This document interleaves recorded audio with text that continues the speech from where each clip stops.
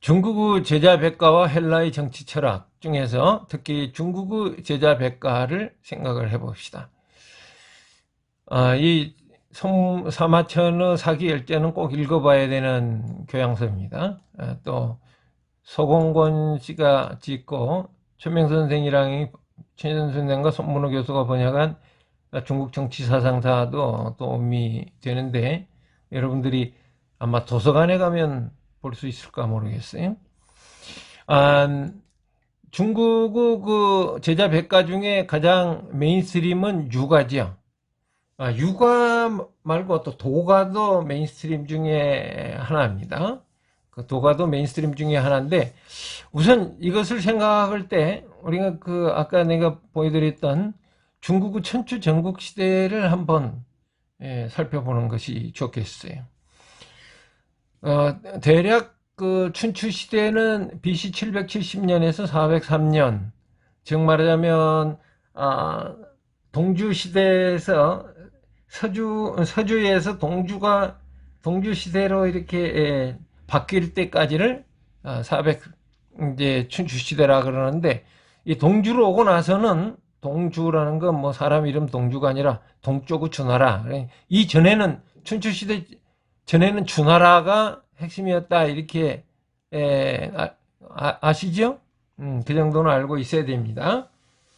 그 전은 은나라였고 그 전은 상나라였고 그러니까 고대 중국의 그 국가들에 대해서는 어느 정도 알아두는 것이 좋습니다. 왜냐하면 우리가 알고 있는 우리의 모든 그 개념들과 그 이론들의 기반은 사실 중국에 근거하고 있어요. 중국에서 발달을 했습니다. 그건 말하면 종교 중에 기독교가 그 팔레스타인에서 발달을 했다는 것만큼 확실한 그러한 그 사례들이죠.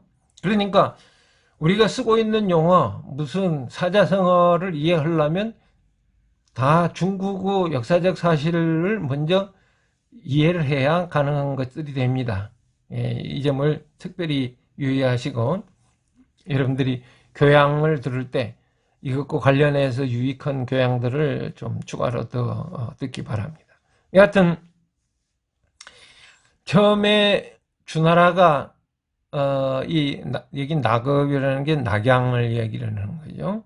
지금 이 지도가 조금 일반적인 것하고는 좀 달라서 아쉽습니다. 이게 춘추 시대의 주요 12국입니다. 왜 춘추 시대라 그러냐? 그 아시죠? 이 시대의 역사를 당대사를 편찬하는 사람이 있어요. 공자 선생님. 그 공자 선생의 그 당대 역사책 그 이름이 춘추였어요. 봄과 가을. 그러니까 이제 1년을 이야기하지만 다른 말로 하면 역사를 이야기를 하는 거죠. 그래서 그냥 역사책이다 이렇게 쓴 건데 이것이 이제 고유명사가 돼가지고 춘추시대로 불리우고도 있습니다. 이 동주의 수도 낙양을 중심으로 해가지고 여기 이제 주라고 되어 있네요. 이게 주나라라는 뜻이에요. 천자는 그러니까 천자라고 불리우는 전체의 통치자는 주나라의 낙양에 있지만 이거는 다 제후들이라 그럽니다. 이 제후들이 또 각기 이제 독립된 국가들로서 활동을 활동하기 시작을 했어요. 그래서 서로 경쟁을 하게 되는데 이 중에서 춘추 12국이라고 불리우는 나라들이 여기 나와 있는 나라들 동그라미나 네모친 나라 전체죠. 그런데 이 중에서 춘추 5패라고 불리우는 그 국가들이 있어요. 여기 진나라, 제나라, 초나라, 오나라, 월나라. 물론 여기 밑에 오나라, 월나라 대신 송나라, 진나라를 드는 경우도 있다. 그런데 이게 이제 정통적인 차원에서 그 이야기를 한다면 요것이 맞습니다.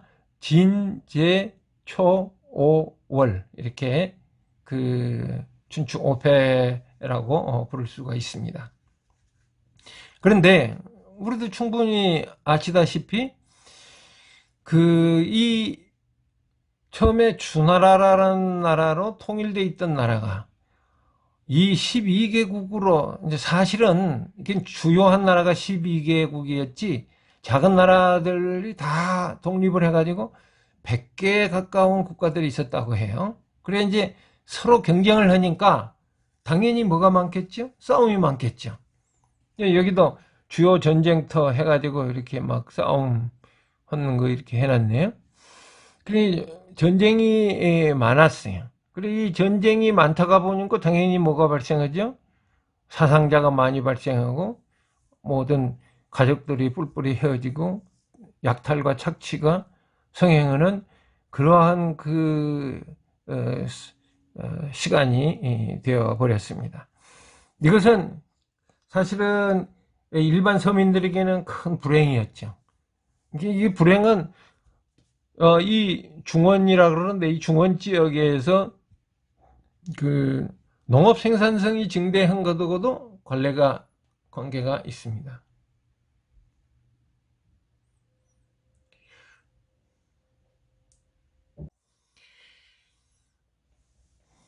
지금 이야기한 바대로 이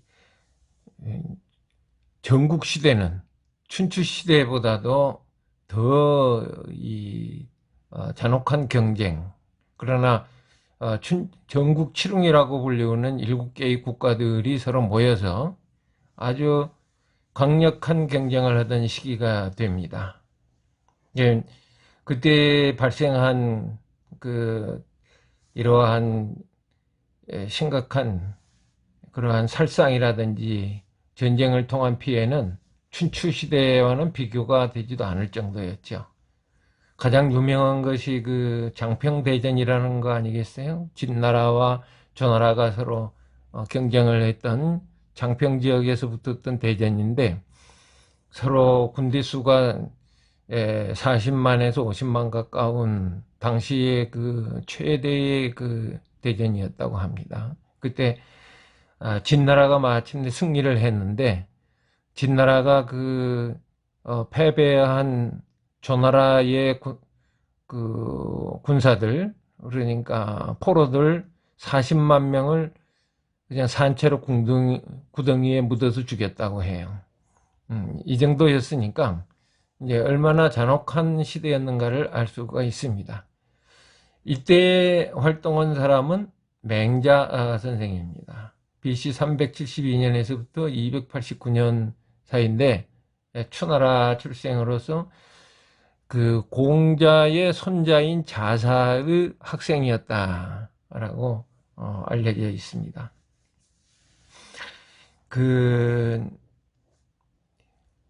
시경, 서경, 맹자를 저술하신 분이고 왕도의 치를 강조했다. 이분의 목표는 통치 목표는 뭐였느냐? 바로 왕도 정치였다는 거죠.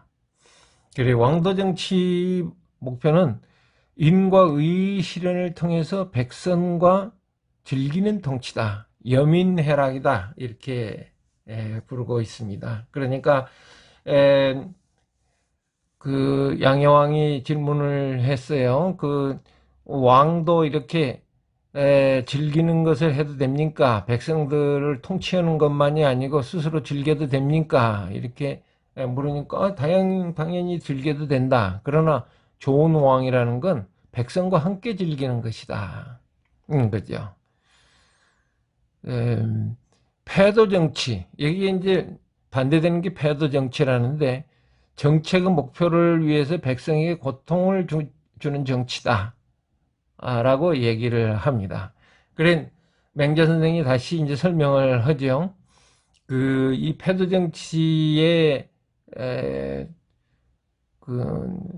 본보기를 본다면, 어떤 왕이 그 사람이 사는 도시 한가운데다가 왕이 즐기는 그러한 그 왕만이 즐기는 사냥터를 만들었다고 치자 이게.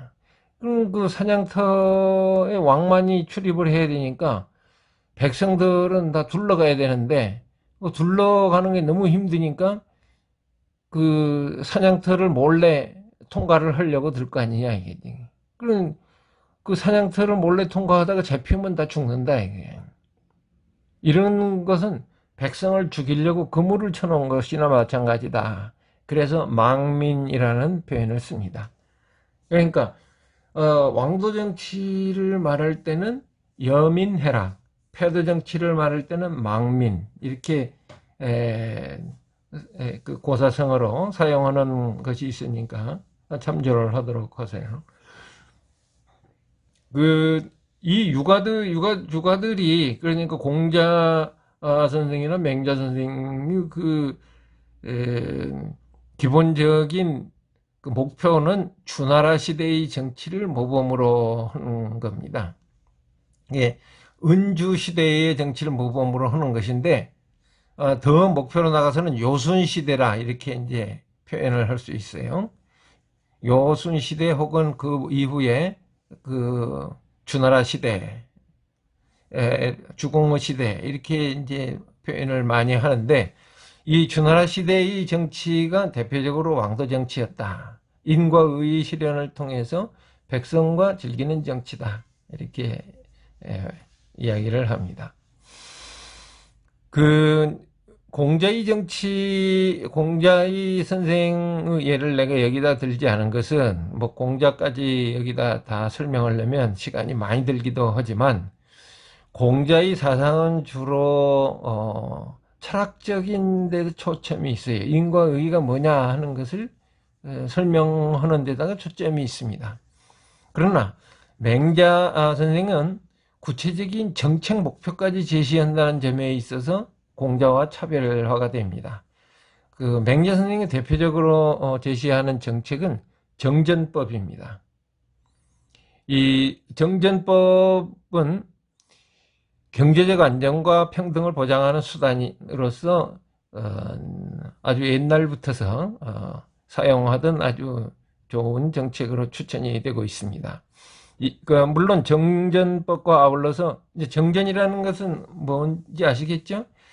그 우물정자를 쓰는 거죠. 우물정자를 해서 그 일정한 토지를 9개로 등분한 다음에 가운데 토지는 공전으로 하고 8개가 사전이 되는 거죠. 주변 8개가. 그래서 8가구가 각기 자기의 토지를 경작을 하면서 가운데 공전을 함께 이제 경작을 하는 거죠. 그래서 추수가 되면은 그 가운데 공전에서 나오는 소산물을 이제 세금으로 바치는 것이 정정법이라고 할 수 있습니다. 옛날에 보면 보통 반반으로 한다든지 50%를 세금으로 낸다든지 심지어는 80%를 세금으로 낸다든지 하는 시대였으니까 이렇게 정전법을 통해서 사실상 9분의 1을 제출한다는 것은 굉장히 백성들을 생각하는 아주 인자한 정책이었다 이렇게 볼 수가 있습니다. 그 양잠이라든지 축산, 이제 여기 또 그 정전으로 나오는 백묘지전이라는 옛 8인 가족을 먹이는 거죠. 그리고 교육 등을 장려합니다. 그리고 맹자의 그 표현에 따르면 이러한 정정법은 늙은이들이 비단 옷을 입고 고기를 먹으며 백성들이 굶주리지 않고 추위에 떨지 않게 인정을 베풀고서도 왕 노릇을 못한 사람은 이제까지 없었다. 이렇게 말을 하죠. 아주 참 멋진 말이었어요. 맹자 선생의 시야가 어디 있는지를 잘 보여주는 표현이라고 말할 수 있습니다. 그리고 맹자 선생의 사상 중에서 가장 유명한 것이 있는데 폭군 방벌론이다. 이런 게 폭군 방벌론이다. 이렇게 되어 있습니다. 되게 그 육아사상에서의 핵심은 충이지, 충성충자. 근데 충성충이라는 것은 이제 그 공자 선생의 그 표현에 따르면은 왕은 왕 노릇을 하고 신하는 신하 노릇을 하는 거지요. 신하가 신하 노릇을 한다는 것은 뭡니까? 왕에게 대해서 그 충성을 다하고 그 왕으로부터서 권력을 그 부여받아서 백성들을 잘 다스리는 거지요. 그런데 대단히 중요한 부분은 이 시스템이 그 왜 이제 육아가 그 인기가 있었느냐 이것을 생각을 하는 거죠. 왜 인기가 있었냐 하면은 바로 그 왕과 신하의 에, 에, 서열이 분명하다는 거죠. 그 관계가 분명하다는 거죠. 그게 이제 그 보통 나중에 삼강오륜이라고 표현을 하는데 군이 신강이다. 이게 임금은 신하의 베리줄이다. 베리줄이 뭡니까? 그 베리줄을 잡아 당기면 따라와야죠. 그러니까 신하는 그 임금이 하는 대로 따라와야 된다. 이것이 이제 그 우리 삼강의 핵심인데, 그 맹자 선생의 해석은 여기서 한 걸음 더 나갑니다. 그러니까 그 좋은 신하는, 충성스러운 신하는 왕을 배신하지 않는다 그러는데, 과거에 보면 왕을 배신하는 그러한 신하들이 자주 나타나는 건 무슨 뜻이냐 이렇게 이제 맹자 선생한테 물으니까 맹자 선생이 바로 폭군 방벌론을 얘기를 하는 거죠. 옛날에 보면 거리라든지 이게 걸주 이런 사람들은 이 패도 정치를 해서 백성들을 도탄에 빠뜨렸던 그러한 그 국왕들의 그 사례입니다. 그래 이제 거리라든지 주를 그 토벌하는 거, 방벌이라고 하죠. 앞에 벌. 그래서 걸과 줄을 방벌하는 거. 이제 방벌하는 쫓아내거나 토벌하는 건데, 이러한 폭군들을 토벌하는 것에 대해서 제선왕이 질문을 합니다. 그게 그 분명히 그 했어야 되는 일인데, 근데 신하로서 어떻게 이것을 가능하냐? 신하는 충성을 해야 되는데 모순이 되는 거 아니냐? 이렇게 이제 질문을 하는 거죠. 그러니까 맹자 선생이 말씀하시기를 어짐을 해치는 자는 적이라 그러고 옳음을 해치는 자를 잔이라고 한다. 이렇게 표현을 했어요. 이게 잔이라 그러죠. 그래서 잔적지는 필부다. 그러니까 이런 인과 의를 해치는 자는 잔적지인이라고 부를 수 있는데, 이 잔적지인은 이 어리석은 한 사람에 불과하다. 그래서 이 필부를 방벌하는 것이다. 그러니까 맹자 선생의 입장에 따르면은 인과 의를 해치면 이미 왕으로서의 정통성이 없어진다. 그러니까 왕으로서 정통성이 없는 사람을 토벌하는 것은 너무 당연한 것이고 해도 된다는 거지. 이것이 이제 그 육아에 있어서 일종의 혁명 이론인 것인데, 이런 것 때문에 그 중국의 역사나 한국의 역사를 보면은 때로는 맹자의 그 사상을 가르치지 못하게 하는 이단 사설로 이야기하는 경우들이 발생을 하기도 합니다. 여하튼 기본적으로 이 육아에 있어서의 맹자의 사상이야말로 육아의 정치 사상을 가장 잘 보여주는 아주 핵심적인 사상이었다, 이렇게 말할 수가 있습니다.